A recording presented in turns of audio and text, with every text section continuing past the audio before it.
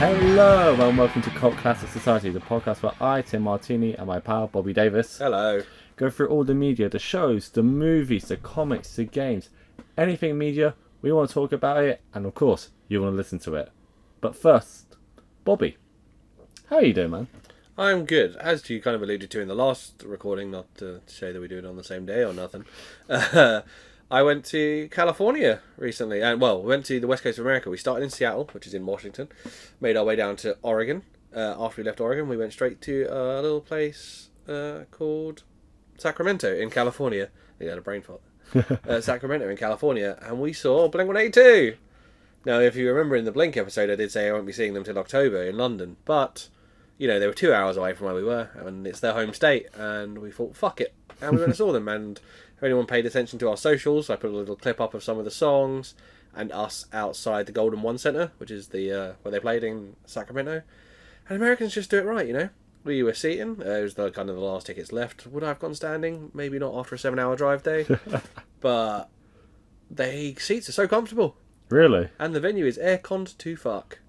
Oh mate, didn't get sweaty at all. Not like here. I think even if you're sitting in like the O2, it's sweaty. Oh yeah, because I saw SmackDown there years ago, and I was sweaty. Oh, it's so warm in there. Yeah, but it was amazing. Blink were amazing. Probably the best form I've ever seen them on. I'm hoping that continues through to October, and they smash it at London as well.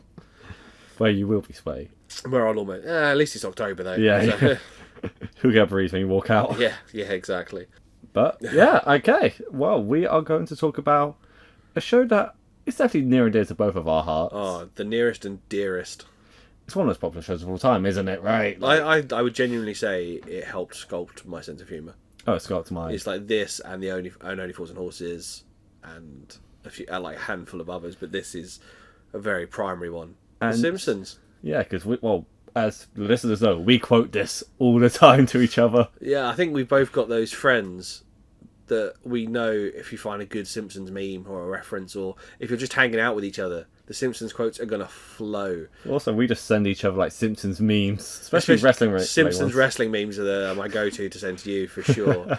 One of my good friends, Rob, he is a big Simpsons fan. And we send each other Simpsons stuff. We used to work together and we'd just be talking Simpsons quotes all day. My friend Matt, who I more recently worked with, do the same thing. My friend Lauren, just another friend Matt. Just the Simpsons fans. When you bring out the quotes, it's a good day. And it's not that hard to like find a Simpsons fan. I think you just go around the corner, you just say a quote, and someone will know what you're saying. Oh yeah, I mean, and they permanently like. My wife isn't a huge Simpsons fan. She likes Simpsons just fine. But even her friendship group, who aren't huge into the Simpsons like a lot of mine are, the memes have also permeated pop culture. So like Homer backing up into the bush. Exactly. In fact, in California, I bought a pop vinyl of that. A limited edition one. I was like, oh, I've got to have that. So we decided to pick 2 episodes each. Yep. We kind of we gave ourselves an unwritten rule of no Treehouse of Horrors, because I think that's cheating because they're all amazing. And also, you know, they're non-canon. They're non-canon. Not that the canon makes any fucking sense anyway. But I feel like we were just done all Treehouse of Horror episodes. Maybe if we can line it up for the recording, we'll do Halloween. Yes, because I'd like to talk about the Shinin. Or even a bonus Halloween episode or something. Yeah, maybe we'll figure that out. We're going to go in chronological order for this. Yeah, which I think puts you first, then me twice, then you at the end. But yes. It's something like that, yeah. Yes. And we're going to start off with, honestly, one of my favourite episodes just like of all time, which is Cape Fear. This is a top episode. And the couch gag for this, the circus one. Do you know what that circus one was invented for? Why they got that circus one? Why? At this time, if an episode fell like 30 seconds to a minute short in terms of runtime, they needed a long couch gag to kind of make the time up. So if you when an episode really comes in short, when they run the couch gag and the full intro, yes, then instead of 22 minutes, that's like 20 minutes of content. There's a few notes on this actually. I listened to the really great Talking Simpsons podcast. Oh, nice. Really good podcast. They're running chronological. I think they're probably on series like 14 now. Nice. But they put actually out that this is actually in the last block of series 4. Oh. So it was produced, written, created as part of the end of series 4, but put into this in terms of its release. Oh, okay. And it actually, I think that shows, because to me, series 4 might be the best overall one solid season that there is. Yeah, I agree. And this shows you that same writing team wrote this one. Yeah. It's super goofy, clearly inspired Family Guy. Like, this is the kind of episode that really inspired Family Guy. The breaks that we'll talk about later. Yeah, the stuff like even towards the end. But of course, it starts off with Bart and Lisa watching Up Late with McBain, with the Nazi announcer. Yeah, that would not fly now. What I find, they call it Up Late with McBain, which is the character name, but they even introduce him. They even say Rainier Wolfcastle, Yeah. which is the actor, the character in the show Exactly. is the actor Rainier Wolfcastle, based on Arnold Schwarzenegger, obviously. Yes. So does he do the chat showing character? I'm not entirely sure. I don't know, but he already messes up by saying the artist, his costume makes him look a homosexual, which the crowd just boos. No, it's Scoey the music guy. Yes. It's like, it makes you look like a homosexual. The crowd boos and goes, maybe you are the homosexuals too. Do you recognise Scoey? No. He is the same character model, and presumably they've done this on purpose, that in the McBain movies that they show the clips of, gets shot and it's his partner. That's amazing. So obviously that actor is also the music guy for him. Yes. Now we get one of my favourite bits. Lisa gets a letter from her pen pal, Pen pal Anne. which starts in the voice of a little girl, and the voiceover changes to all hail General Crumb. Sincerely, little girl. General Kral's glorious new regime. And Lisa goes, oh no. Bart get his letter that says, I'm going to kill you. And it's written in blood. And then we get a close-up of another thing being written in blood. It's a to-do list. Yeah. It says, threaten Bart, do laundry, buy corn holders. And then it cuts to the Itchy and Scratchy cartoon. Which is really great. It's a kind of James Bond parody where Scratchy's on this table with a laser and he's being held down by restraints, and he manages to unplug the laser With his tongue. With his tongue, and Itchy comes running back in and just plugs it back in and it kills him. Exactly. But obviously, Lisa's laughing at it because it's hilarious, but Bart's true traumatised. Yeah.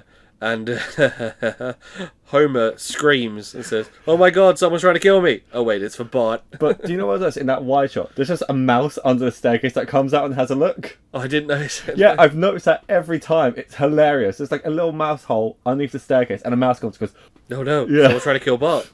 And this is just the classic die Bart die.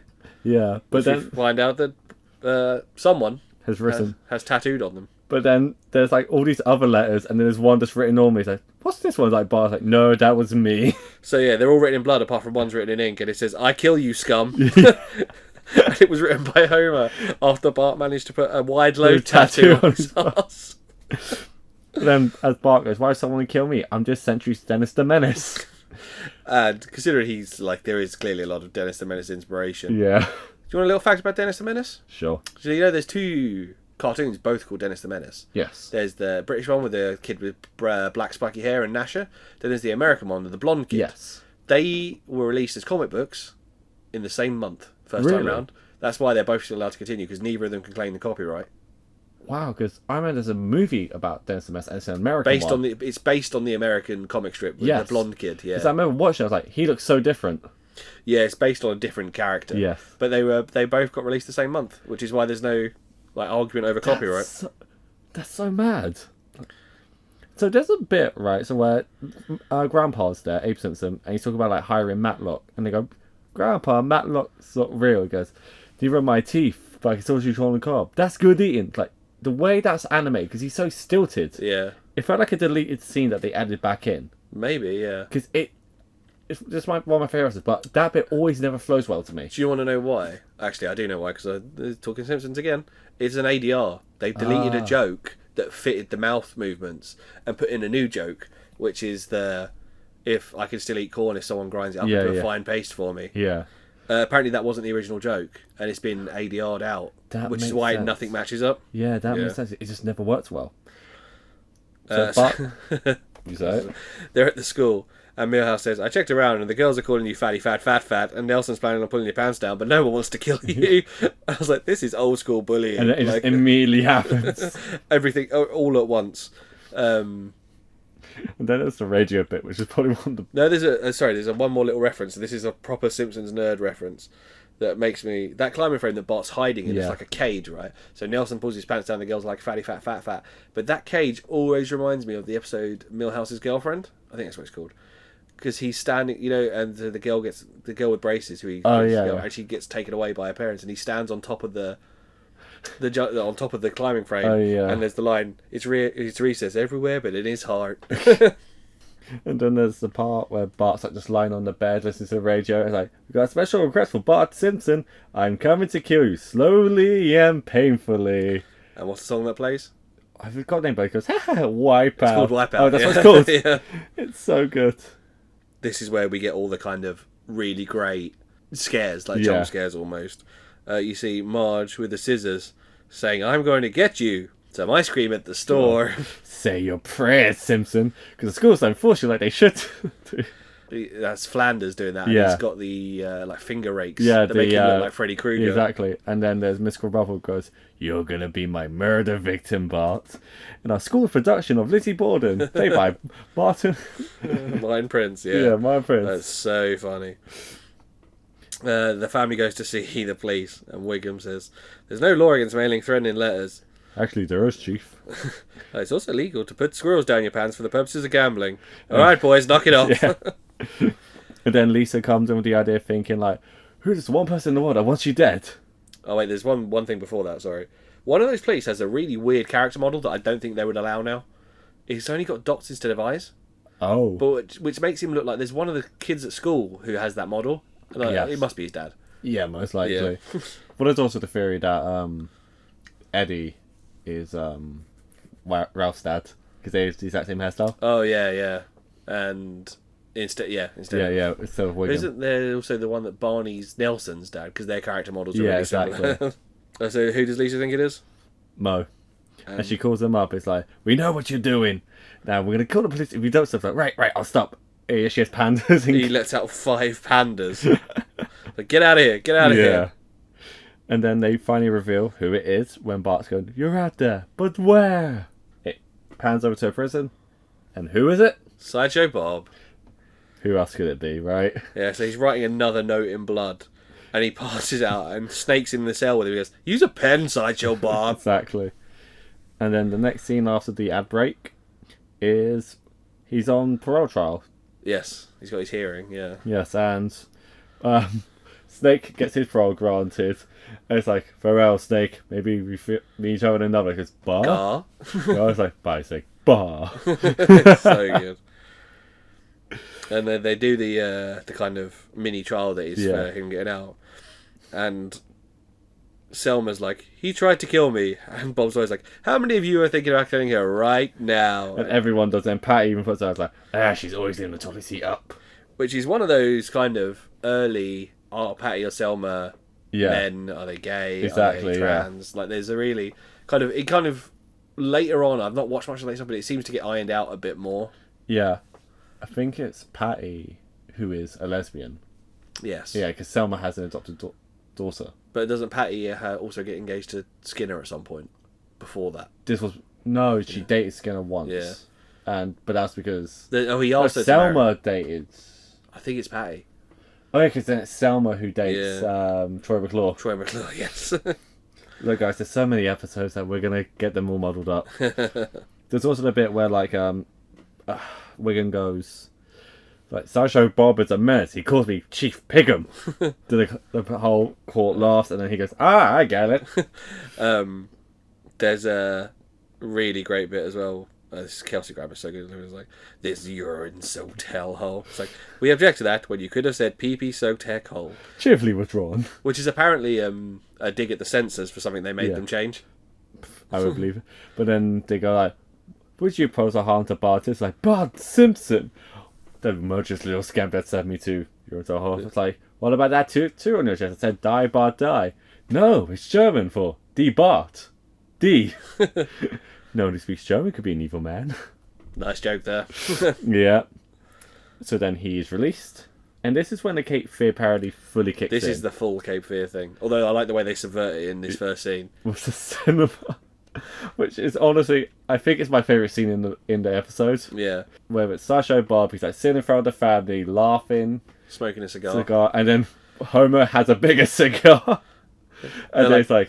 So Marge says, that man's so rude, and Homer's got the huge cigar. He's like, oh, yeah, he is. And then he's like...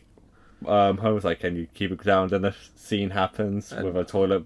Like someone supposedly falls into a toilet, I'm guessing. Anyway, and Homer goes, ah! And just slaps Sideshow Bob in the back of the head. And Bob's like, no, that's just too much. He goes, Sideshow Bob. It's like, Marge goes, stay away from my boy. He's like, oh, I'll stay away. Stay away. Forever. Homer goes, no. And he's like, wait, that's no good. Marge, ask me to stay away from your son again. And she's like, no. And he goes, he actually does this is the first. Yeah. And then, so we see his workout routine in his storage locker. He's like doing workouts. And then he does like a home aerobics video. And he's got a tattoo of Bart's head on a skateboard that says, ouch, man. Yeah. Then Wiggum sets up a tripwire around the house. He's like, whoever breaks in, whatever you can do, it's completely legal. It's like, really? Hey, Flanders! And the Wiggum informs him, it doesn't work if you invite them. It's like, God damn it. What? Hey, Homer. And then he's like, howdy ho, and he's like, go away. He's like, Ugly dougly. Just like leaves. And then Homer gets like a PI to force Sancho to tell. I love this scene. Do you want to say it then? This is one of the ones that me and my friends have definitely quoted. It's like, I can be very, very persuasive. It's like, come on, leave town, I'll be your friend. Like, no. Oh, you're mean.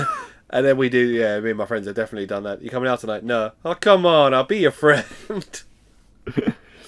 Then Bob giving his the following people will not be murdered. So he's driving around in a car with a speaker. Yeah. And he's like, the following people will not be murdered by me.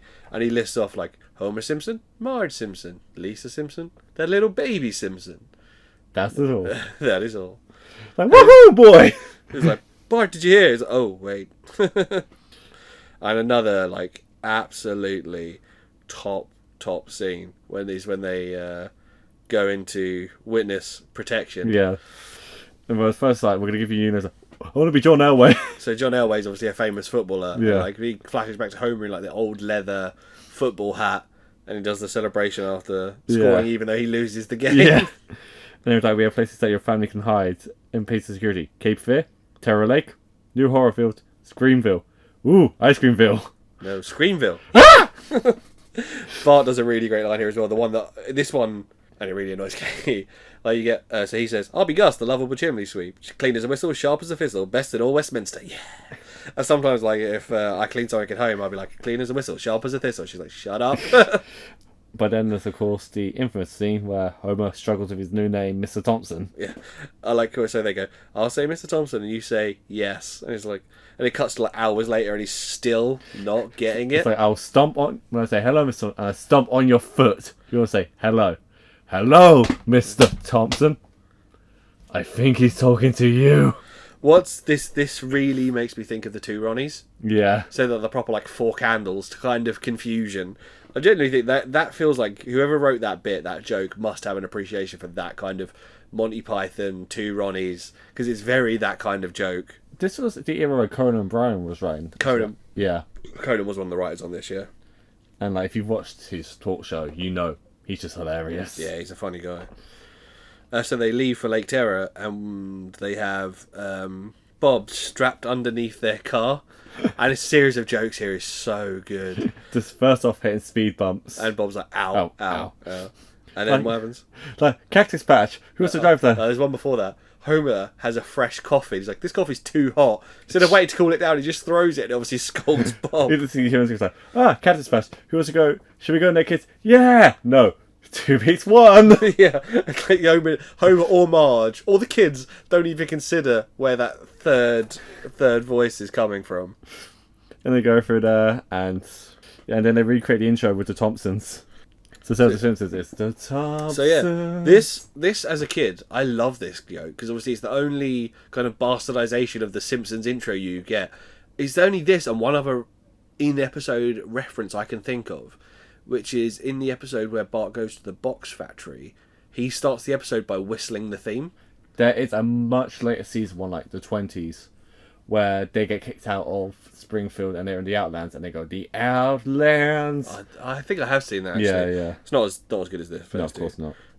They actually even do a couch gag. Yes. Where they drop the fish. Yeah.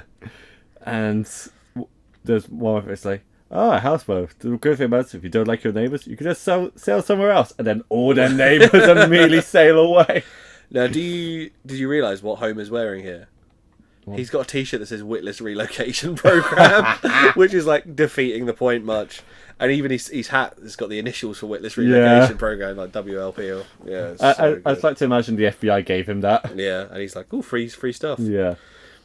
We get a classic scene here. So once the Simpsons have kind of disappeared off into their houseboat, Bob unstraps himself from the bottom of the car.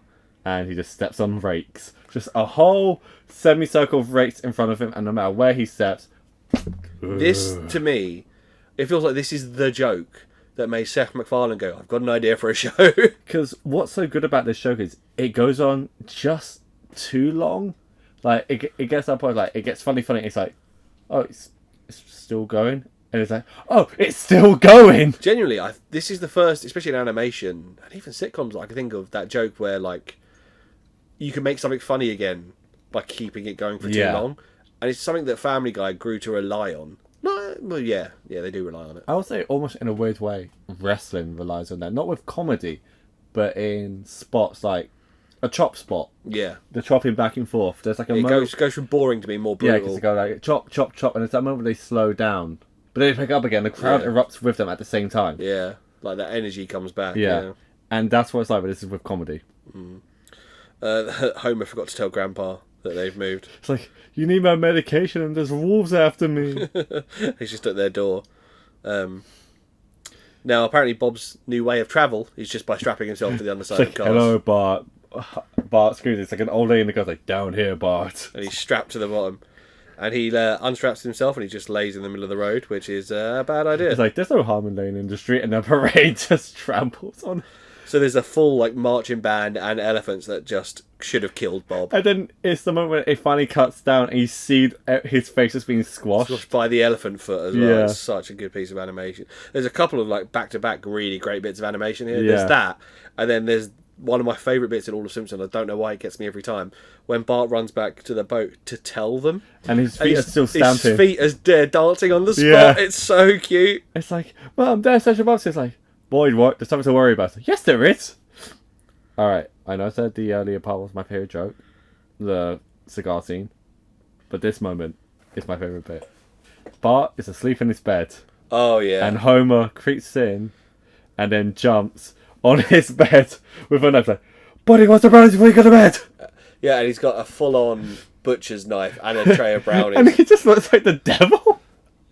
He goes, ah! He's like, Dad, I'm a little on edge now. I was like, why? Oh, the sideshow Bob thing. And then seconds later... Boy, what's my new chainsaw and hockey mask?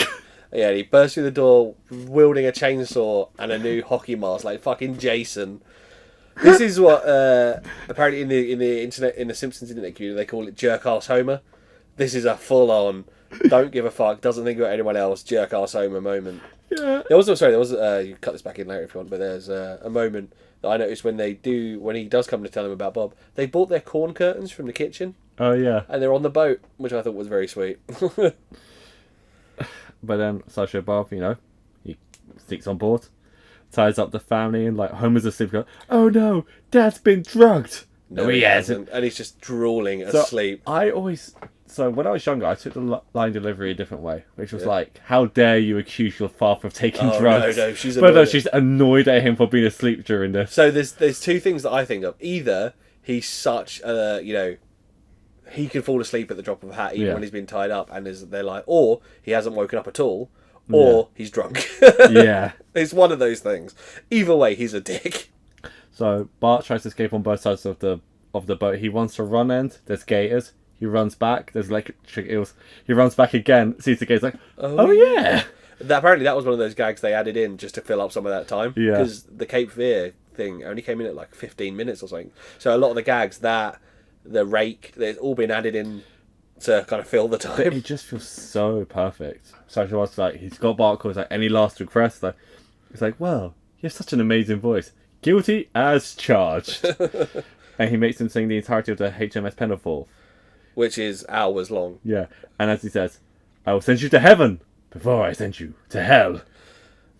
And what I find really funny is Bob also has like outfit changes And the playbill. and a playbill, and it's obviously Gilbert and Sullivan. And Yeah. do you remember what they sing in the car earlier? Oh, It's the FBI's production of Gilbert and Sullivan stuff. Yeah. Three little mates from school, are we? Yeah, so there's a double helping of Gilbert and Yeah. Sullivan. There was definitely a musical nerd on the writing team for this one. But it's also, it makes sense for Sideshow Bob to be a fan of it. Oh yeah, obviously, Yeah. yes. And yeah, Bart gets involved with it as well. He joins in, and he clearly is enjoying it. Yeah, he's a fan too. And then obviously it happens. Bob gets his flowers from Bart. Yeah. And then The boat crashes. boat crashes. And the police go, it's a good thing you drifted by this brothel. Which is a joke I never got as a kid, but obviously it's so funny. They're all in their robes. All just cheating on their wives. Yeah, so good. And this is another line that me and my friend Rob used to quote when Bart says to the cops, "Take him away, boys." And Chief Wiggum goes, "I'm the chief here. Bake him away, toys." You want to say that again, Chief? Just do what the boy Do what said. the kid said. So they get back to their house, and Abe, clearly his medication was hormone medication. Yes, of some description. Because Abe is now a woman, but then Jasper's like, hold on a minute, I'm going to take this little missy on a date. That I don't even know. That joke feels like it's one of those ones that, okay, although not horrific, that's not aged great. And then, like, Abe goes, so you should know, like, I got tickets to this concert. I'm all yours!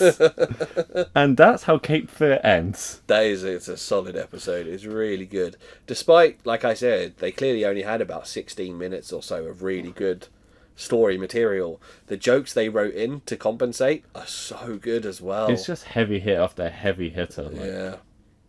For sure. It's weird, isn't it? Because our usual thing would be to ask each other what we think of the episode, but we both love The Simpsons. Yeah. And especially anything from series 2 to like 9. Even, I say 10, and a lot of people say 10 isn't amazing, but I love 10 is still great. 1 is okay, but it kind of is It's formulaic. ropey. Yeah. But obviously we love these episodes. Like these, I felt a bit stagnated because I'm like, well, obviously we love this episode. Yeah, like, what do you think about it? Well, we've just been laughing for the past, like, like this whole part, so I think we liked it. Yeah, Cape Fear, really great parody. So funny. I would say it's the best Sideshow Bob episode. Yeah, I'd probably be inclined to agree with you. I didn't actually say this earlier. That was Series 5, Episode 2, Yes. Cape Fear, was released in 93. Yes. So, 5 years before you were born? Is that 5 years? Yeah, 'Cause you're 10 years younger than me, yeah. Yeah, yeah. And I was 5 and definitely didn't watch it when it first came out. Yeah, yeah. Next episode we're going to talk about is Homer the Great, which is Series 6, Episode 12, which is 1995. So I picked this one. A couple of little things about this one is, I don't know why, I think probably the song in this is really great. I wrote down the lyrics, so once we get to that, we are going to sing it. Yes, okay. For my wedding, my cufflinks had the Stonecutters logo on them. Really? So I got myself and the groomsmen all kind of stuff about our friendship as cufflinks. But for myself, I was like, what do I get myself? And I got myself the Stonecutters one. My friend Reeve, I got him Homer drunk because he looks like he's bald, and he goes a bit funny eyed like Homer. So yeah, couch gag. MC Escher painting of the stairs. Yes. The kind of 3D trick of the stairs, which Stewie in Family Guy calls Crazy Stairs. Yes. We start with the basement flooded, and there's a plumber. Yeah. Called the plumber's called Stern Lecture Plumbing, and the gag on it is that I told you not to flush that, which is written on the side of their van. He's such a cowboy, this plumber. It's like, the parts will take you 2 to 3 weeks, unless if I order them today, which I won't. And then he gets a low battery on his pager, which really days this episode. He's like fakes an emergency call out. Like, what do we do in the case though? Just put a balloon around it. Put a pan down. Yeah. And then They the put a pan pan, just like- sinks. No! It didn't work. Homer gets stuck in the traffic. Which is caused by Arnie Pie in the sky. And his helicopter's crashed, and he's reporting on the traffic jam that he's caused. Traffic for miles I can see. Reveals. As far as the eye can see, reveals he can't see much, can he? Because it's just him, yeah. Yeah. Then Homer pulls up to his parking spot, which is just the other side of their fence. Yeah. Which, in terms of Springfield geography, because Springfield geography is fucked. Like, it moves all over the place as story dictates.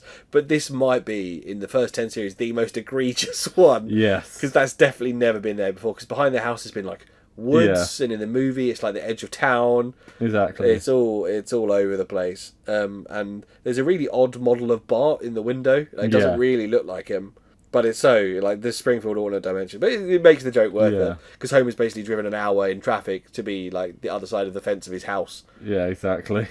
And then he gets to the plant. And Lenny and Carl have got like amazing parking spots. He's like, "How did you get such great parking spots?" It's a secret. Shut up. So Lenny's like, "It's a secret," and Carl tells him to shut up. Yeah. And then they get amazing chairs. So he's like, "How do you get those chairs?" Because Homer still breaks. Homer still breaks, and he adds. Homer's got a really great revenge list, and he adds a Conosave who make the stool. To it, and if you notice on there. Stern Lecture Plumbing are on there as well, which is the plumbing he just had. And obviously he said they've got big armchairs that vibrate, and he asked them how they got such amazing chairs, and Lenny says it's a secret. And shut up. Carl says shut up.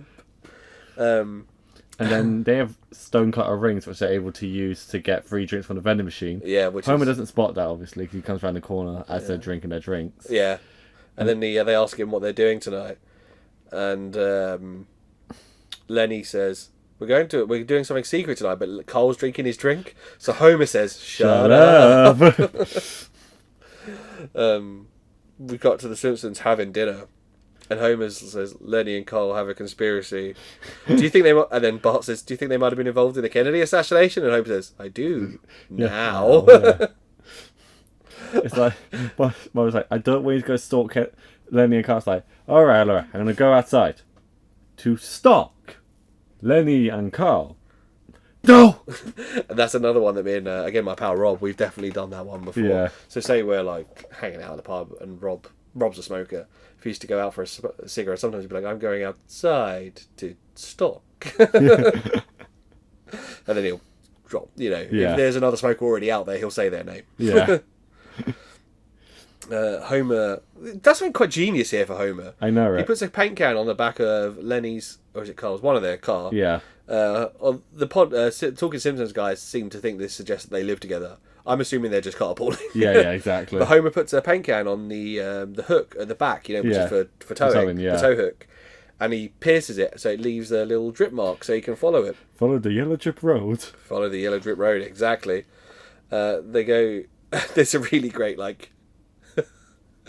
obvious narrative device, taking the piss out of obvious narrative devices. They pull up and they go, "This is our secret meeting place," and he goes, "Yes, let's go inside." Yeah, which is delivered in such a way that he's obviously it's so stoic, nail on the head for those kind of really lame, obvious plot devices for people who can't put two and two together.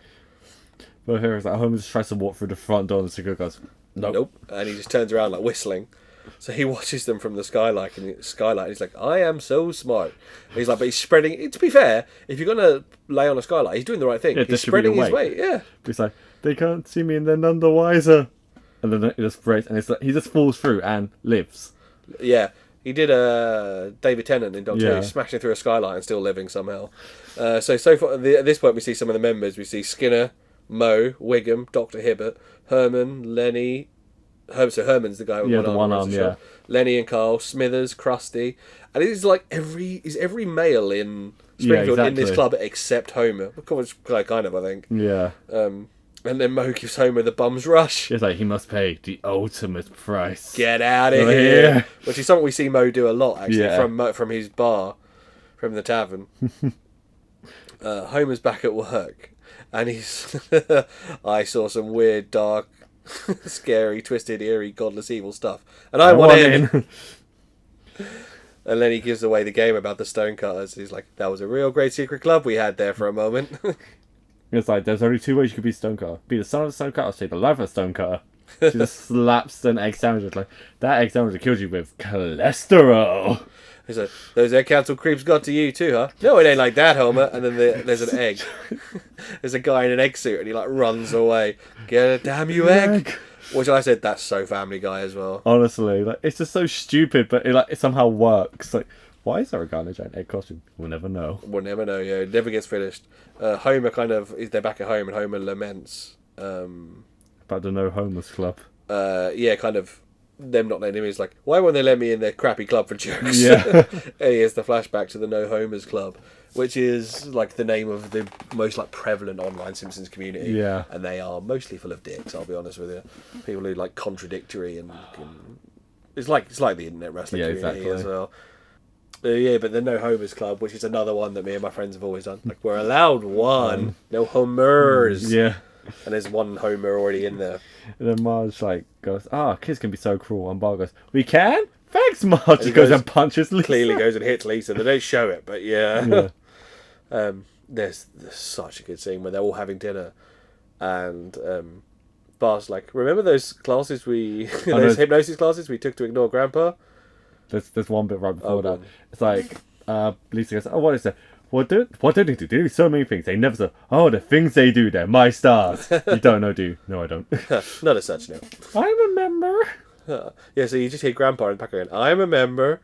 And then Bart says, remember those hypnosis classes we took to ignore Grandpa? And Homer says, do I ever? It's 5 years and I still think I'm a chicken. I'm a chicken, Marge. I know. And it's like, maybe you should listen to him now. It's like, I'm a member. It's like, what? Like, yeah, I'm an elk, a mason, a communist, and the president of the Gay and Lesbian Alliance for some reason. Here it is, the stone colours. I love that list. But it's a gag I can't remember what episode it's from. They either do it again or they've done it before. The submarine one where it's like, Homer's not a communist. He's this. Yeah, it says, but my Homer is not a porn communist. star. He may be a liar, a pig, an idiot, a communist, but he's not a porn star. the grandpa lists are pretty good. So Homer obviously then becomes a member. He just like brings Abe in, just like parades him for everyone's like, don't point that at me. Just holding his dad out. And this is when we find out that Lenny outranks Mr. Burns. Lenny and Cole both outrank Mr. Burns. And he honks his nose and kicks him over. Burns like, climb the ladder, Monty, climb the ladder. This, just as another wrestling throwaway, as we often do, one of my favourite things in wrestling ever, there's a moment where Matt Stryker says that the CM in CM Punk stands for Charles Montgomery. Yes. So he's Charles Montgomery Punk. And then this is where we get introduced to number 1, voiced by Patrick Stewart. Patrick Stewart just being Patrick Stewart, as always. But this is also where we find out the Stone Cards is just a frat. They're frat boys, yeah. They have initiations, which are so funny. So first is the leap of faith, which is meant to be a 5-story plunge. But actually, so Homer can't see his thing, but you obviously see that it's like a 1 foot drop off of a stage. Yeah, yeah. And he hits the floor, and then you hear him clap through 5 loads of floor, which obviously wasn't meant to happen. And then he goes, I think I need to do it again. My blindfold fell off. And then he has to cross the desert, the unblinking eye, and then the paddling of swollen ass. The wreck of Hesperus, and the paddling of the swollen ass with paddles. Which is all just paddling his ass by like 5 people. Yeah, and then it's like he has to take the oath, which is, I swear to have revealed the secrets of the Stone Gods, that my stomach shall become blood, and my head be plucked of all but 3 hairs. And Moe's like, I think you should have to take another oath. They always take the same oath. It's like, clearly. Homer's already had that done. Yeah. So he's number 908. 908. I want to see if there's any significance to that number, but I can't find one. And then, as number 1 says, you have now joined the sacred order of the Sun Gods, who, since ancient times, have split the rocks of ignorance that obscure the light and knowledge of truth. Let's all get drunk and play ping pong. Yeah. Yeah, most of these secret societies, the Masons, these are clearly a send-up of. Yeah. The Freemasons, but they're all just there to get pissed most of the time. Freemasons for the country. Oh, they do. So that's a reference to the Monty Burns Casino episode. You know, when he goes insane and like looks at germs in Smithers' face, and they all say Freemasons rule the country. They don't, but they do have a monopoly on like making things work for each other. Like, there's no way they can fail. Exactly, it's insane. So Homer starts to reap the benefits of becoming a stonecutter. Yeah, so the plumber comes back and he's like, I still can't do nothing about it. I forgot to order your parts. He's like, what if I was to shake your hand thusly? And they do, and just revealed they have t-shirts. Yeah. So, I didn't know, remember? And all he does is like tighten a bolt and it's fixed. And then he takes Snowball 1 out of the water. Snowball 2, at least by this point, right? Was it? Yeah. Oh yeah, so. Like, Snowball 1 was white. Yeah, Snowball Oh 2, yeah, yeah. yeah. Takes the cat out of the water and hands it to Yeah. Homer. It's like, that cat. How is that cat still alive? Exactly. He takes the secret Stonecutter's entrance. Which I'm swear they have like mobile copies of the Mona Lisa in there. Yeah, and all these kind of fancy paintings and Yeah. music and stuff, which is a really great part in the hit and run game. Yeah. It's like a secret passage that you can Exactly, unlock. it's a shortcut. Then he He gets still gets the same parking spot, but they gave him roller skates, which so I is can really... glide, and he just fails. Yeah, he can't skate. And then he gets the chair. It's like, jealous? Well, we have the same chair. You're jealous. So another like Homer's lack of self-awareness coming through again. And he gets given a bumper sticker so he doesn't get pulled over. And then a card to put in his wallet so the paramedics don't steal his wallet.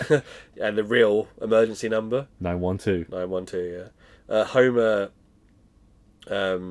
gets a book saying about the real history of America, and he tells Lisa, and he's like, I still don't believe all the founding fathers were stonecutters. And he's like, let me tell you how it really happened.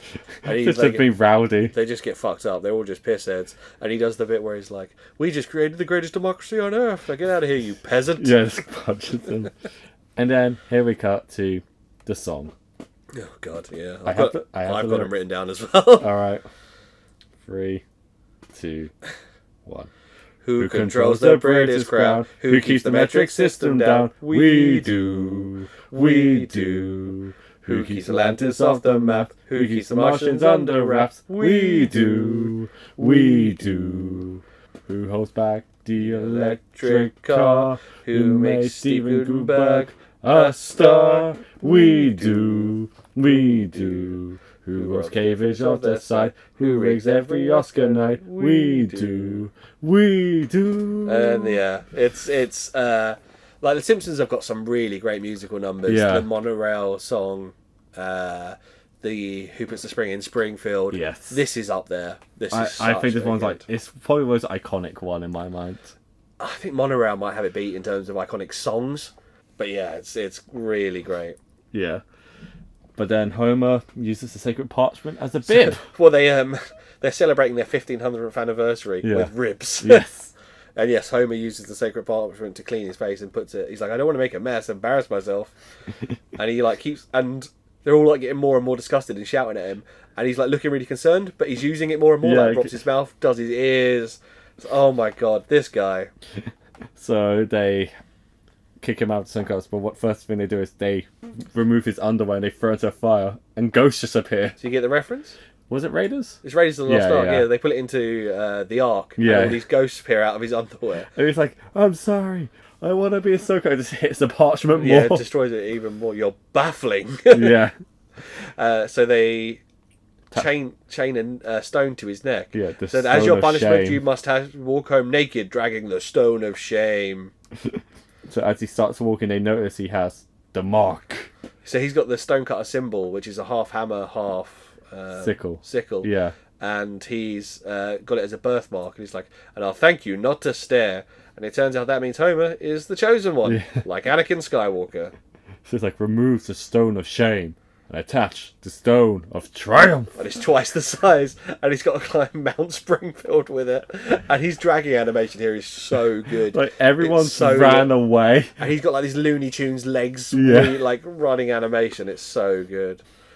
This is a bit where like Homer thinks he's a god, and he's like in his Attire, getup, yeah. and he's sat on the sofa. And he's No, trying to. there's the bit beforehand where he's like running out and he sees everyone bows to him, so he runs back and forth. Oh yeah, and he's like, okay, don't overdo this, and he keeps running back in and out. And then he sat on the sofa, and he's having his portrait painted, isn't he? And Yeah. he's like, tells Lisa off, and she's like, none of your lackeys are here to do your bidding, but Bart takes her Yeah. away. But it's also another like, I always wanted to tell the god, and now I know there is, and it's me. You're not a god, Dad. So then the Stonecars always just make Homer win every game. So like bowling, he fails to get a strike, so Wiggum just shoots the last bowling pin. That Paul, they angle the table. And then Cards, they make stuff up. they show him all his The cards. Royal Sampler. It's like, come on, I'm not perfect, am I? It's like, run! And they all just run away. They run away instead of like letting him know he's not perfect. Yeah. So Homer goes to Lisa for advice, and it's really funny because he goes to her at school and like Skinner's like, the chosen one wants to talk to you, and he's like bowing on his way in and stuff. And then bows on his way, like crawls out. And then like Luke's like, you become isolated for your common matter. What do you mean isolated? And he just echoes isolated. Isolated. He thinks Homer should use the stonecutters to help the community. Yeah. And then like he declares that, and Moe's going, he's got mad with power. They don't want to help the less fortunate. Yeah. So there's a really great bit. They're playing with kids, and like they're all over Barney, and Moe gets stuck in the slide. Yeah. And Burns tries to push the swing, goes higher. He's like, I'll show you how it pushes, and then the swing hits him in the front, and then hits him in the back. You win this round. And then they paint a building blue, don't they? Sky blue. Yeah. And the helicopter crashes into it, which is so funny. And then this is when Moe goes, we gotta kill him. They decide that they can't leave because Homer will they can't remain stonecutters. Otherwise, Homer will always be in control of them. So they have to start their own new society, the Ancient Mystic Society of the No Homers. Yeah. And there's like Homer's like, can we come? Like, no Homers. And then there's adult version of the other Homer. Homer Glumpkin. Yeah. Marge tells Homer. So what really annoys me about this bit is Homer now surely owns all of the stonecutters things himself. Yes. So just move into that hall. That's fucking amazing place. But look, he tries to reenact the Civil War of Monkeys. Yes. And they're all gonna get. It's like someone's gonna give each other rabies, suggesting that Homer could give them rabies. Yeah. And then Marge says to Homer, "You're still part of a club." He's like, "The Black Panthers," which I never noticed that joke until this watch. Militant group, yeah. And then like it's like the Simpsons, and like there's initiation, and they start paddling him. It's like there's a really great bit before that. Homer's like, "No, the family Simpson and only 2 of its members have special rings." And Bart and Lisa go, "Yeah," and they blow into these like whistle rings. Yeah. It's like, "No, I meant our wedding rings." Yeah. And then they start paddling. It's like, "Oh, this better be worth it." Yeah. And Bart's like paddling him, and that's it. That's the end of that episode. I love that episode. It's so the Stonecutters, the song, so influential. The shut up, the I'm going to stalk Lenny Carl. That is like one of the most quotable episodes. Yeah. The song, it be number one being Patrick Stewart. Oh, it's so good. But even like mentioned a bit where like, Homer like realizes the numbers. Oh, hello, my name is number 1. Yeah, that's a good line that we actually forgot. Yeah, he mocks him. Because that's it. There's just like so many jokes. Like we just miss over so many. Yeah, and that's the good thing about it. It's just laid with like comedy after comedy after comedy. Like, and like I said, this one even made an appearance at my wedding with the Stonecutter symbol. Yeah, and I probably quoted this episode a lot as well. Yeah, it's one of those ones. We're going to jump to series 8 now. So this is about 97, and this episode is often voted as the best Simpsons episode ever. A couple of my friends would probably agree. My friend Richard actually is someone I haven't mentioned yet. He's a huge Simpsons fan. We've had a debate about this episode, which I'll get to when we get to the point that we're going to debate around. Me and my friend were actually debating it on Sunday. Might be the same thing we're debating. We'll see. But this episode, Series 8, Episode 2, You Only Move Twice. So straight off the bat, that's a James Bond parody. Oh, yeah. The name of the episode is a James Bond parody. And what happens and it becomes a very James Bond parody. I do love how we're like talk about it, like in hush hush, like everyone knows what this episode is. Yeah, I think I know one of our regular listeners. Hi, Paula. I know her really well. I'm not actually sure she's a huge Simpsons fan. She did comment on the Blink episode, be like, of course there's a Blink episode, because she knows me quite well. Yeah. But she's been a very good listener. She's listened to everything. She's been the one that commented on some socials. You know. Yeah, I've noticed. We appreciate you, Paula. We appreciate you. But this opens up with the parachuting couch gag. Yeah, so they all parachute in, land lovely on the sofa, and Homer misses and hits the floor. Yeah. Lovely, simple. So the thing with the couch gag is they're not obviously unique to episodes. I think they do recycle them a lot. Yeah, 4 or 5 times most of them have been repeated, if not more. Yeah. But it's like, you like that, sometimes like, you never know what one you're going to get. Well, it's also just part of the intro. Yeah, exactly. They don't need... It's like, after the first series, they had the different intro where Bart steals the bus sign. Yeah. Then they moved on to what was the intro for like 20 years before I think they've changed it again, but only like modernised it rather than anything else. It was after season 17. It was after the Simpsons movie came out. Yeah, okay, well that was just around... 2008. So that'd been... Series 18 or so. Yeah, around that time, yeah. So Smithers is walking to work singing, I work for a Monty Burns. And someone from Globex Corporation pulls up in a limo and tries to hire him. Yeah. And he says, And they say full medical insurance for you and your life partner, which is one of those early-ish hints that Smithers is gay. Yes. Obviously, which later becomes less than a hint, and obviously now in Oh, the they modern just ones flat he out is gay say, now. yeah, Isn't yeah. He? Smithers says, "What's wrong with this country? Can't a man walk down the street without being offered a job?" Exactly. Like, oh, the horror. But then, of course, because he declines it, they have to go down to the next senior person, which is somehow Homer Simpson. I think it's just tenure. Yeah. Also, maybe his job as safety inspector takes him out of the regular line of people. So there's no one above him because it's his own thing. Yeah. There's also no one below him. Exactly. It's just his own. And he just takes the job like that. In a second, he literally runs in like, "Marge, I've been offered a job." It's with Globex Corporation. No, for medical benefits for me and my life partner. And then Marge says she doesn't want to move because Bart's lawyer. lawyer's in Springfield. Bart's lawyer's here. Dug myself into a nice little rut. Yeah. Homer's like, "I didn't want to tell you this, Marge, but I've always dreamed of owning the Dallas Cowboys." And everyone laughs at him. So Homer shows them the video. Yeah, the tale of one silly. Trying to convince them to move. And Homer, 10 seconds in, is like, "Let's watch something else." And Homer's like, "You're trying to convince us to move it. Oh yeah, let's watch this." This video's just gentrification. Yeah, so it's like the homeless man turning into a postbox. That homeless man is one, I think it's Al Jean, is one of the writers been animated as a homeless man. So fun thing about this, there's a reference to something that I haven't mentioned because we have not, me and Bobby, like, for full disclosure, have not seen each other for over a month. Yeah, well, we've both been on holiday and we preloaded a load of episodes to make sure we could get everything out. So 2 weeks. I also went to download. You did, yes. And Bring Me the Horizon, they were like doing this whole advertising for like this Church of Next Gen hyping up the new album, and they had a whole video about gentrification, about how this church's going to gentrify everything. So that's all I was thinking about when I watched the Globex video. I was like, oh wow. So I was wondering if it was a cheeky reference. It's literally a bit where a guy gets turned into like a nice part of it and goes, "Dude, you've been gentrified." It's got to be a thing of this, right? They've got to be Simpsons fan. I saw Slipknot and Ice Ankles at download. Did you enjoy it? Oh. Then I saw Blink. So we've so we've seen. You've only got to see Streetlight, and then we've completed the set. So exactly. far, the music we've covered. Exactly, and the thing is, I saw Ice Kills the week before that as well. I did see Kentish Town. Yeah. Marge says, "It looks really nice. People don't look like they knock each other down," and Bart just immediately shoves Lisa over. So good.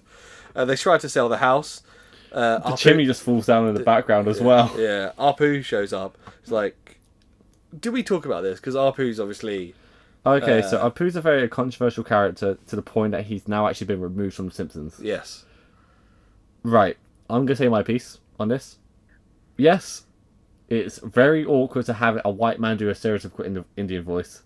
And I am not going to take away from the whole fact that it had... Because I watched the documentary that those actors said and how it affected their lives. Never going to take away their hurt from that. I think the way they should have done it was to acknowledge their fault and just have an Indian actor do Apu's voice. Recast it. Yeah, recast it. Because they recasted Carl. Yes. So it was a thing they could do. But they would just went, "Oh, if you're not happy, we're just going to get rid of him." It was very badly stereotypically done. But the character is loved. He's iconic. Yeah, which I think is a really hard thing to kind of tread. For safety purposes, they probably did the right thing. Yeah. Actually, I don't think they did, because the way they did it was really bad.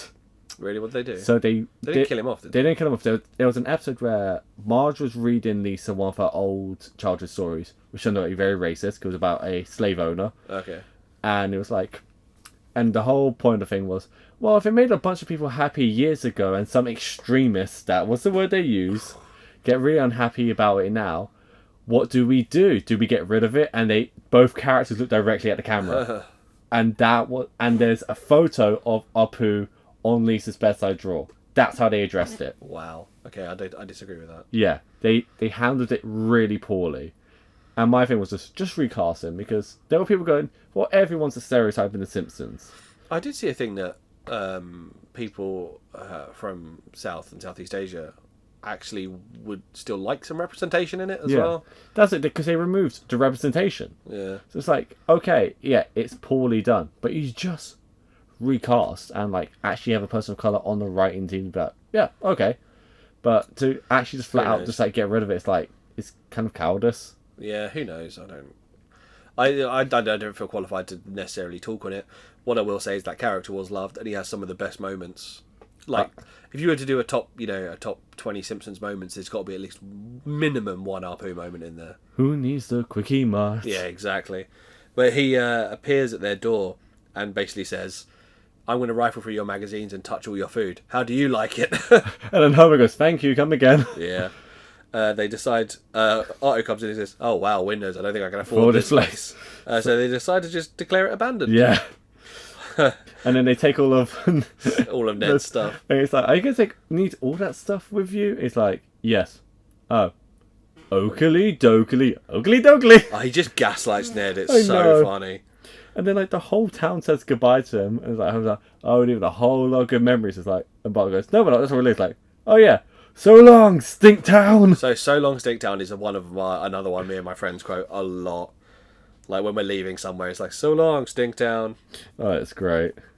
Their new house is amazing. Love it. So as they arrive, there's a brochure that says a tree here can cover a whole day's worth of vomit at Disneyland. To go for like three consecutive times. Now, we get introduced to one of the best one-time characters of all time. Yes, He might even be the number one He for is the one-time number characters. Homer's boss. They close their door on their new house, and immediately the doorbell rings, and it is Hank Scorpio, and he's just come to say hi. I know. He seems like the best boss ever. he is. There's nothing wrong with this man. He says, "Do you like these moccasins?" And Homer's like, "Ooh." So, well, if you like them, there's a pair for you in your closet. If you don't, neither do I. Just takes off her first. Like, you ever see a man say goodbye to a shoe? Now, this is where me and my friend Richard had a debate about this joke. So he says, "Have you ever seen a man say goodbye to a shoe?" And Homer laughs and says, "Yes, once." Now, my friend Richard used to assert that he means that moment there that he saw Hank do it, he means then. I assert, because he's Homer, he's actually seen someone do it once before. Yeah. I didn't know there was a debate about this joke. Oh yeah, it's online. There's a fucking massive debate about it. So, this was actually done all on improvisation. So Albert Brooks, who voices Hank, is he's a regular Simpsons contributor. Yeah. And apparently he improvs a lot. And Dan is obviously very good Dan Castellaneta, who voices Homer, is a very good dance partner for that. So the line about throwing a shoe, completely improvised. And Dan improvised the response. Yeah. And he said, in the moment, he said that he thinks it was someone in the past. Yeah. But he can see how someone could think the other thing as well. Yeah. He says, actually, to be honest with you, I don't really remember. My instinct tells me that I probably meant that Homer thought he'd seen someone before that. But you could take it either way. It does, and he's like, it doesn't fucking matter. It's a joke. But it's a big thing on the internet, yeah. This is where we find out that Hank is actually in the middle of a fun run. I know. And he puts on his number and goes running off again, It's like, barefoot. It's like, I'll see you tomorrow at work. Although I don't really like to call it work. The house looks like that house from the Ron Howard episode Yes. that they all live in. Yeah. Looks very much like that house. Margie's dead bored because she's got nothing to do. And Maggie's on her swingamajig. Yeah, so the automated house, Alexa, Simpsons did it, Yep. as South Park would say. She did. Yeah, all the housework was done by 9:30 in the morning. Yeah. So Marge has a wine. Yeah. Dun dun dun dun. Homer gets to work and is talking to Hank, and this is so funny. Homer's kind of like trying to kiss his butt, so it's like, "You'll notice around here we're not very good on roads." He's like, "I will notice that, Mr. Scorpion." It's like, "Don't call me Mr. Scorpion, it's Mr. Scorpio, but call me Hank." But also the first line is that Scorpio says, "You will notice my new best friend." I love him so much.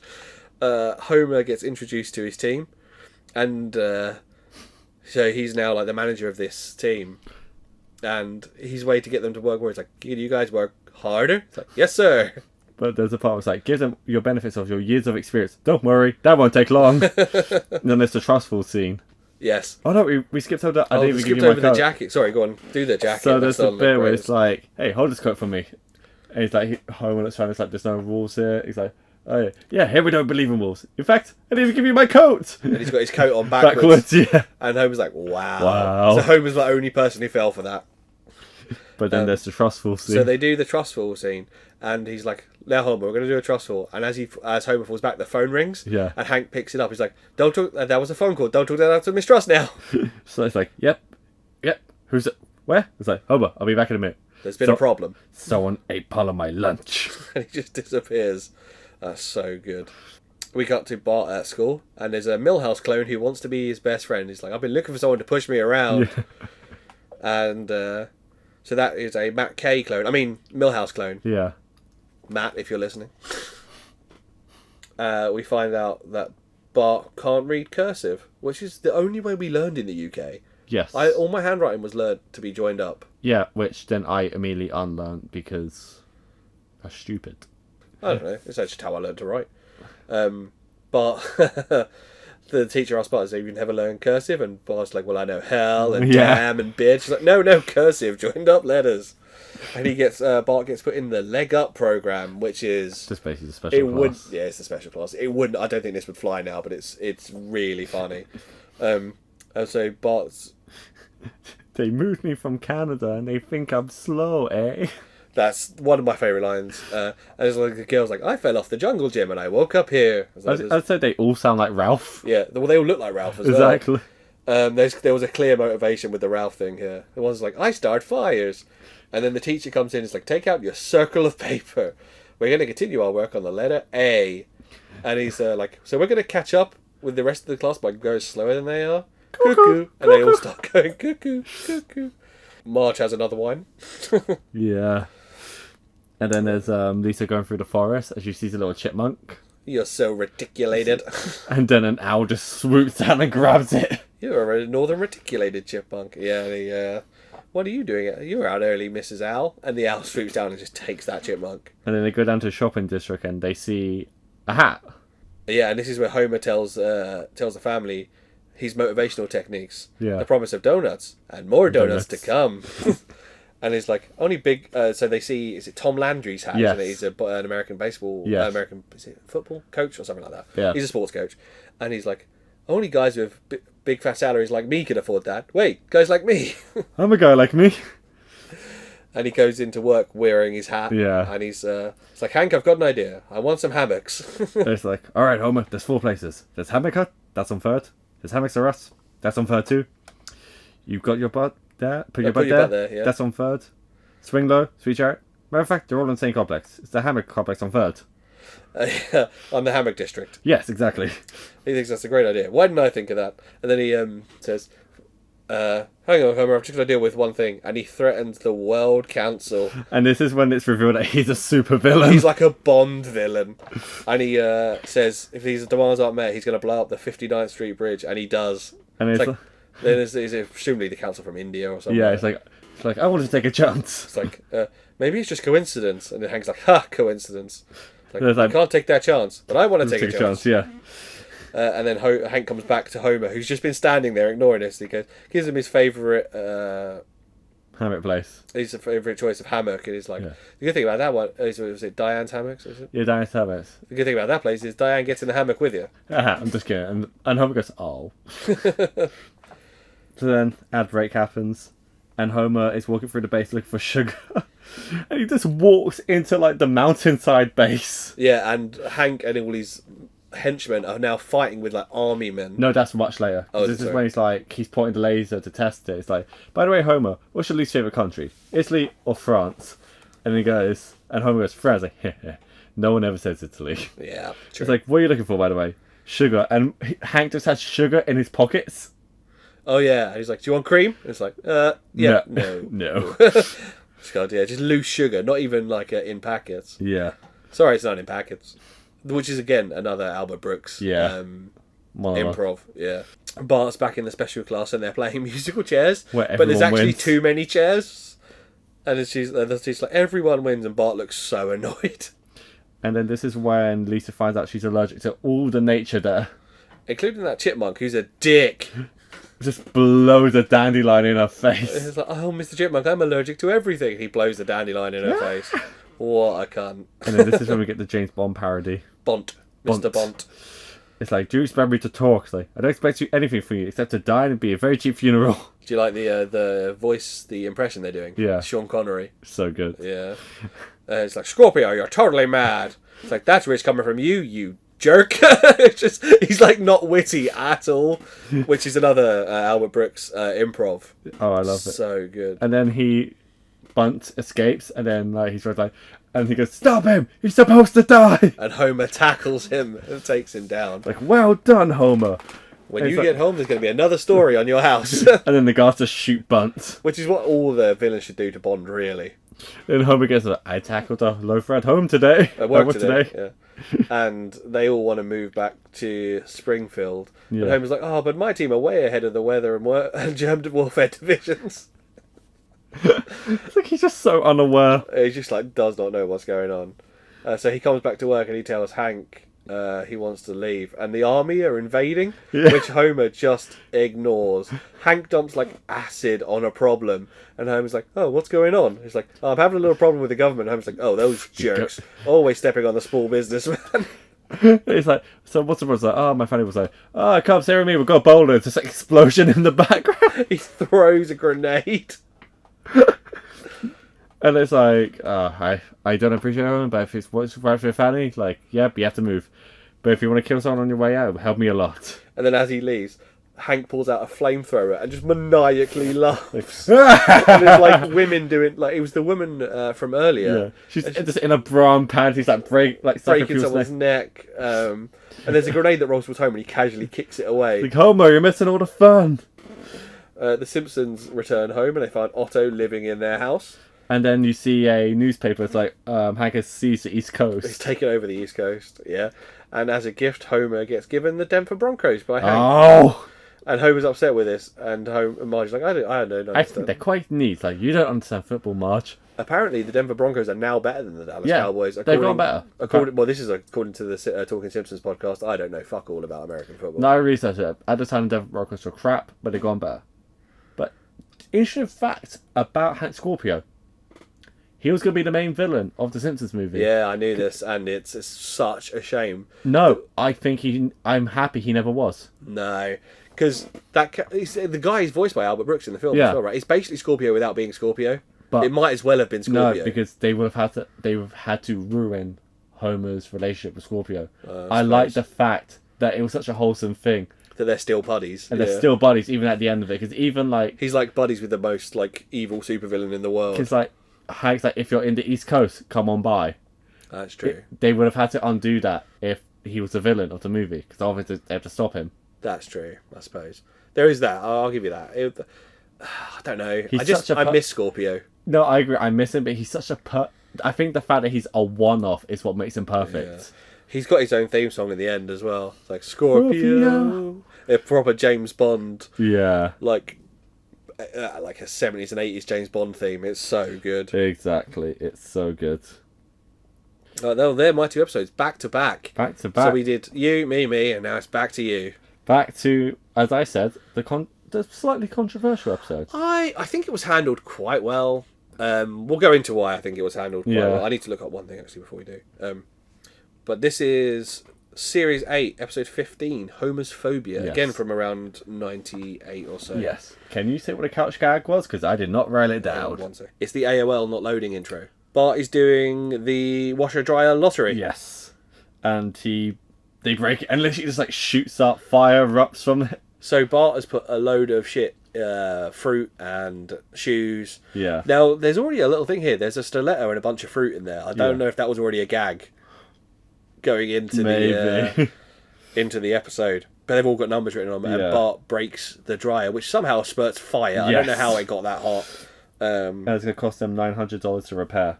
Oh, it's because it's a gas-powered one, I think. That's why it does it, yeah. They want to use their retirement fund, which is just a jar of pennies. And it's so heavy, it breaks through the earth. To China. And China! So funny.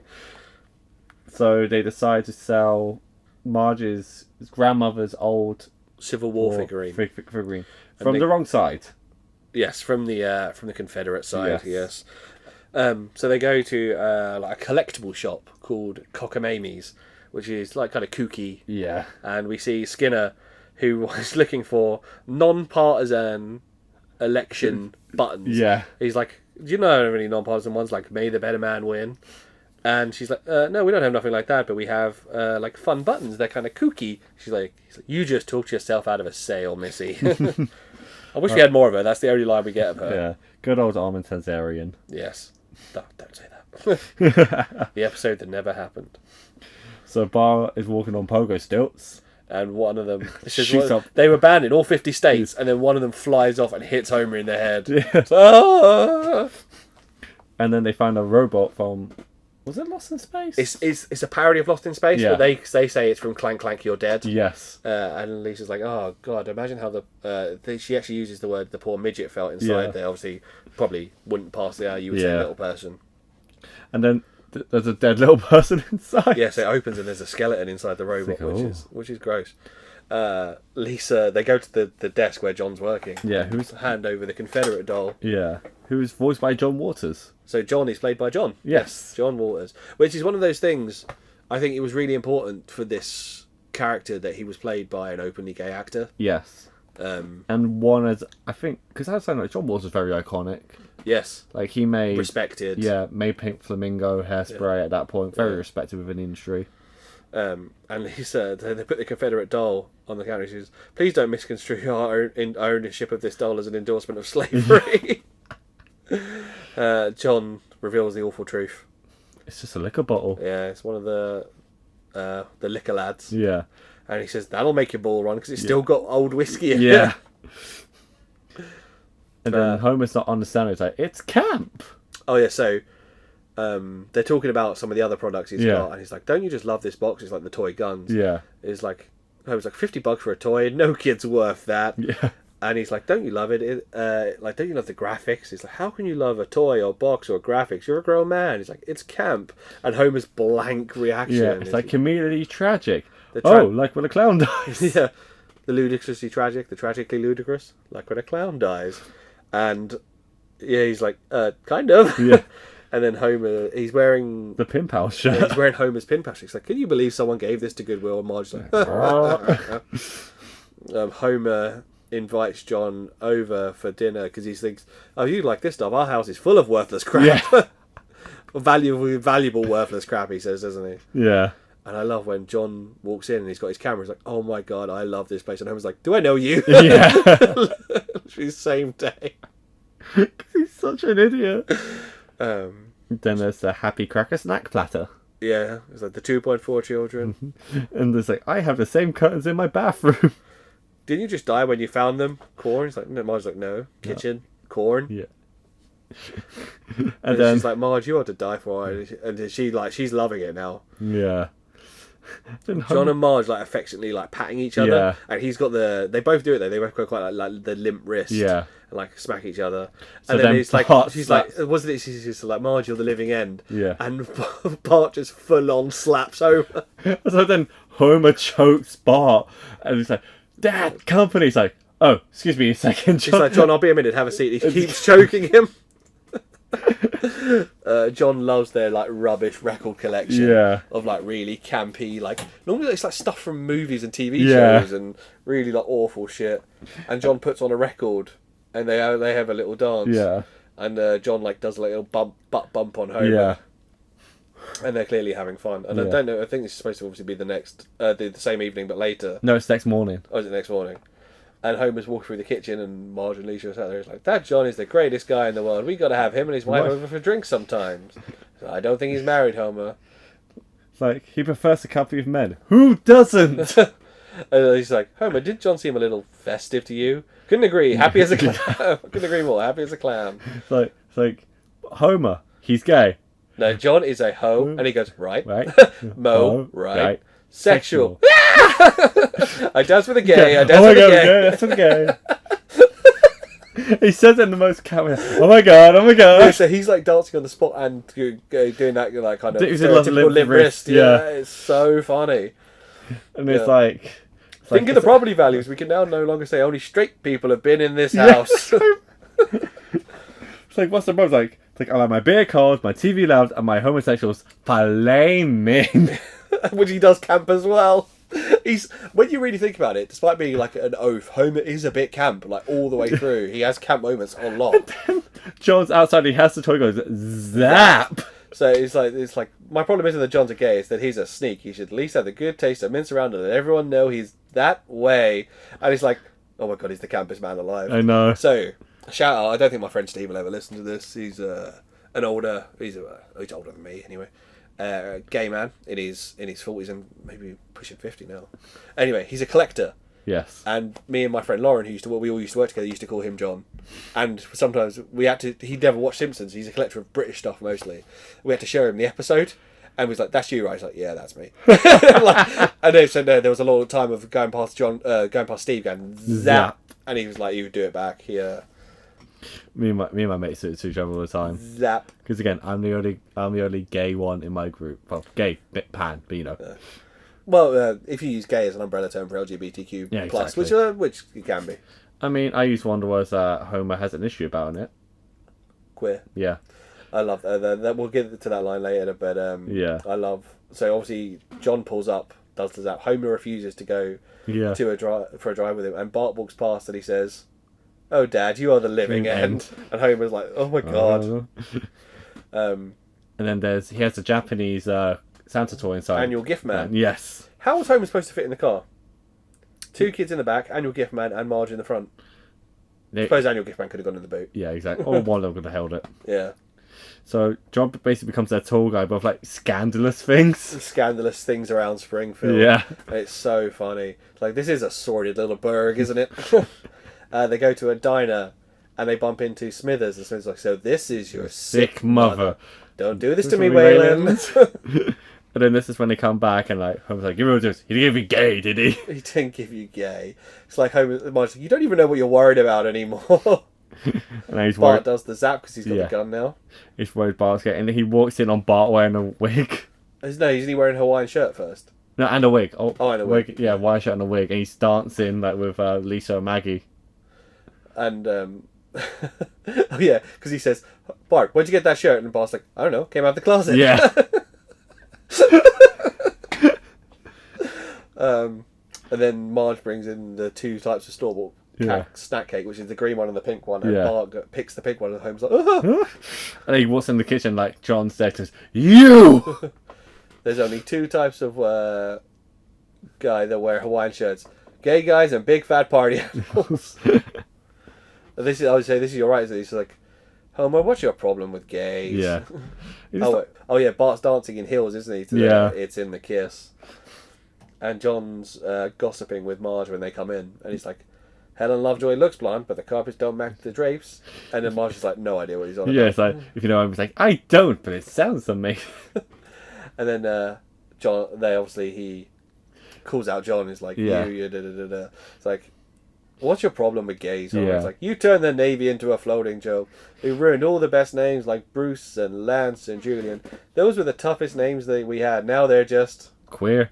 It's like, yeah, and that's another thing. That's our word for making fun of you. And which is the thing, like, we need it. Yeah. The delivery of "we need it" always makes me laugh. Like, but it's true. As queers, we have reclaimed that word. Even though there's a few gay people, like older generation, they're still uncomfortable with that word. I feel like was it not the older generation who reclaimed it though?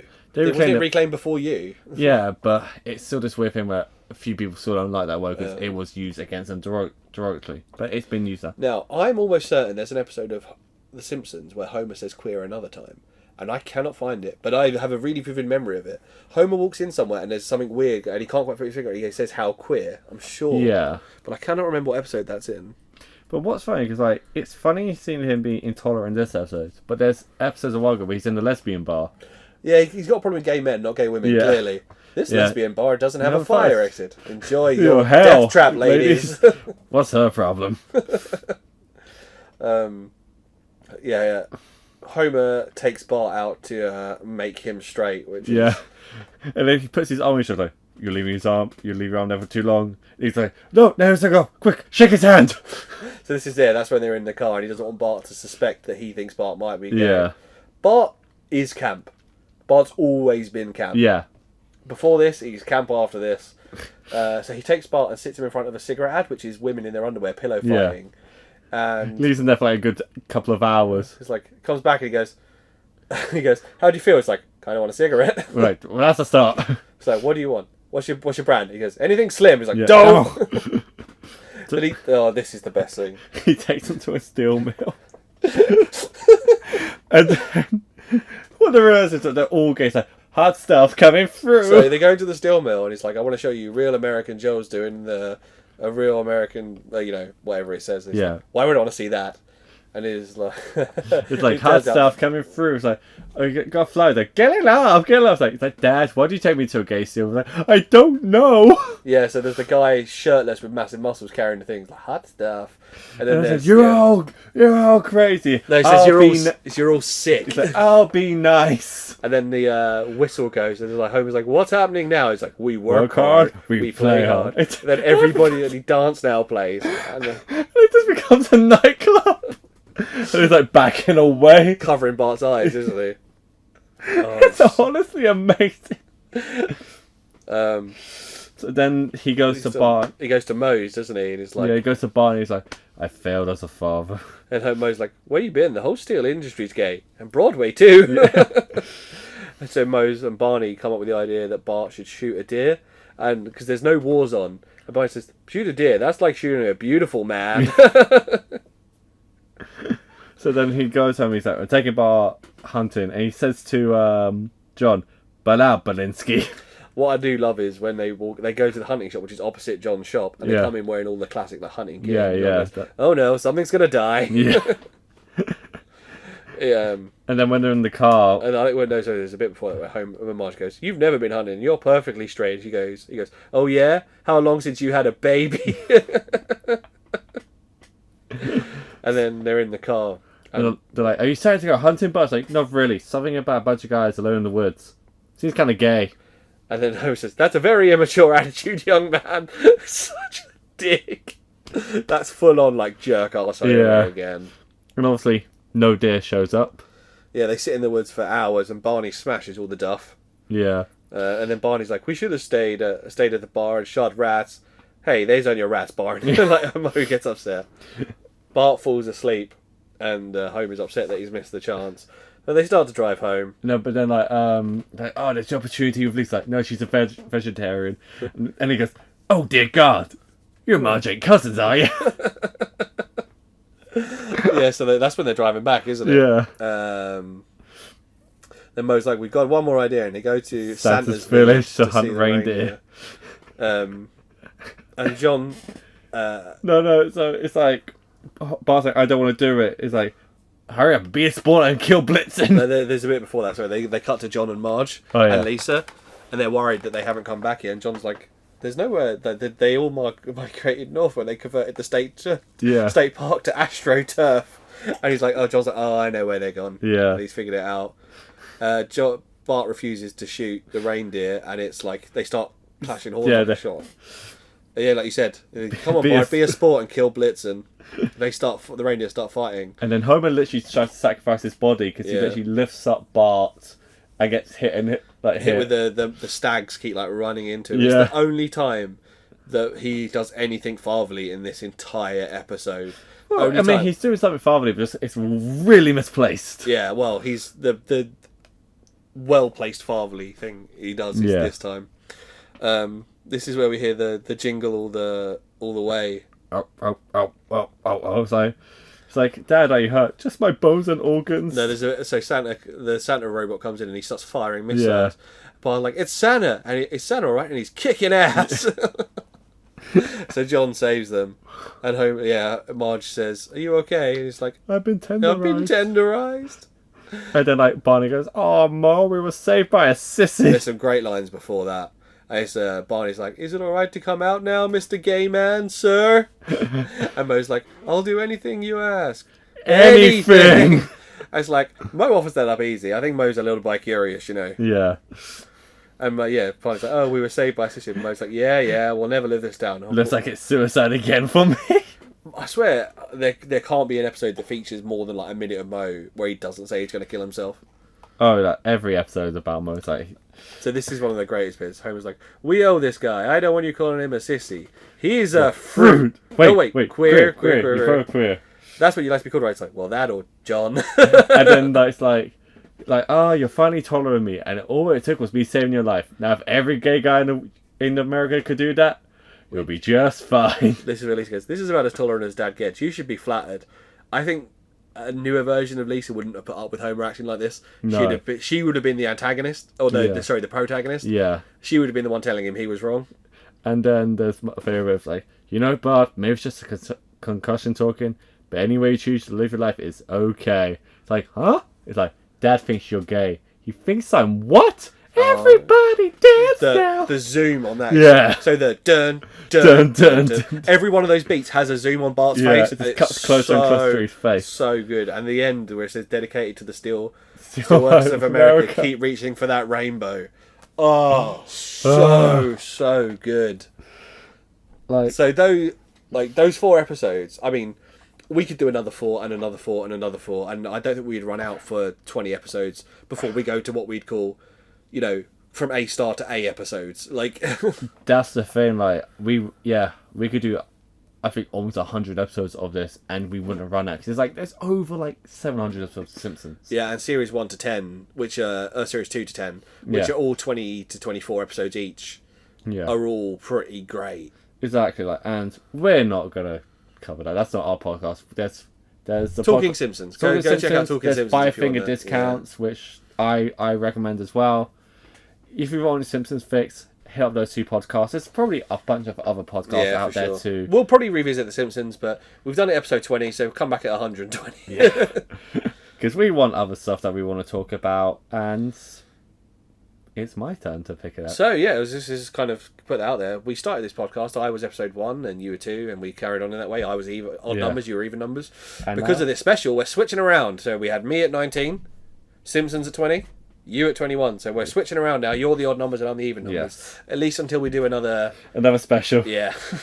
And then all will be right with the world. But yes. And I've been waiting for a while to say it, Tim. You are odd. Let's go.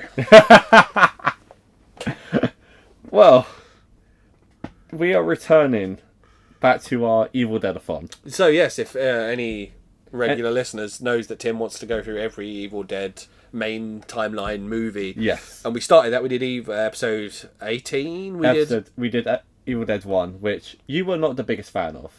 Cheesy movie. But I'm going to say now, so you said it was cheesy. And the thing about the original Evil Dead was, there was a serious horror movie in there, but it was, let's say, overshadowed by its cheesiness. Yes. These next 2 movies, because they're like an hour and 20 minutes each, so very short, are going to show what happens when he decided to embrace that cheesiness on a much bigger budget. Okay. So we're going to cover Evil Dead 2, which I have said multiple times is my favourite movie of all time. Yep. It is iconic. Everything about that movie to me is perfect. And then the third movie, Army of Darkness. They are both directed by Sam Raimi, and this is when we fully get what Bruce Campbell wants to do as Ash. Oh, yeah. So this is when we see that evolution. Is this where his name starts appearing on the titles and everything as well? Yes, and he's actually called Ash and not Ashley. Okay, yeah. Yeah, so this is what we'll be covering next. I'd say I'm looking forward to it, but the first one doesn't Yeah, fill me with you weren't. It's not. It didn't fill your confidence, but rest assured, I have faith that you're going to like. So this is Evil Dead 2 and 3 essentially. Army of Yes. Darkness is 3. Yes. Okay, And there's a reason why the first one isn't called Something Dead, and I'll explain that once we cover that episode. Okay, cool. But yes. Oh, I look forward. Well, yeah, I am looking forward to it because I'm intrigued. You're a horror buff, and I'm intrigued to see that you know the first one's cheesy, but you love the second one. So I'm looking forward to seeing what the difference is. If you want to follow us on social media, I am the Tim Martini on all forms of social media: Twitter, Instagram, Threads, and TikTok. You can find me at bdavies_creative, where you'll find all my graphics work, my work that I've done with Purpose Wrestling, who is what is the wrestling promotion that I co-run with my pal David Francisco, my pal and yours, Tim. You can find... Don't shake your head like that. Oh, he'll be in again. He'll make another cameo. Oh, no. You can find all of that at Purpose Wrestling in most places. Instagram, Threads, or on YouTube. At WrestlePurpose on Twitter, because we couldn't get the fucking handle. Follow us on Patreon. Although I think we might be having some YouTube subscribers soon. Ooh. Because we've reached that milestone. Nice. Yeah, and then you can follow the podcast at CC Society Pod. On Instagram, I am going to set up a Threads. I know I said that last episode, but we've recorded these at the same time. Don't shoot me. There will be a Threads. And You can email us at ccsocietypod@gmail.com if you are so inclined. Suggestions, ideas, anything you want, it's there. The Gmail is there and waiting. That's it from us. That's it from talking about The Simpsons for now. Obviously, yeah. Well, we'll talk about The Simpsons every time because we'll do jokes. But as actually a main timeline episode, that is it for The Simpsons for now. Thanks for listening. Bye.